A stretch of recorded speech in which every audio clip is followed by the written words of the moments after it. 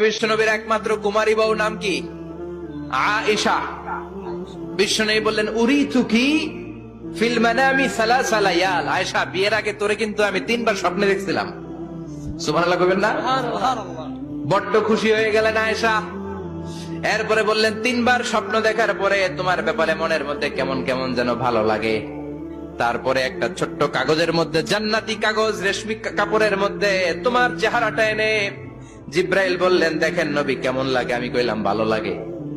কার মেয়ে? আপনার বন্ধু আবু বকরের মেয়ে। বিয়ে করবেন নাকি? বিশ্বনবী বললেন ও জিব্রাইল, তুমি যদি ঘটক হও, আল্লাহ যদি হয় কাজী, আমি মোহাম্মদ বিয়েতে রাজি। সুবহানাল্লাহ পড়েন। বিয়ে হয়ে গেল, কিন্তু ঘরে দামি ফার্নিচার নাই, টাকা পয়সাও তেমন নাই, কিন্তু আছে খালি সুখ।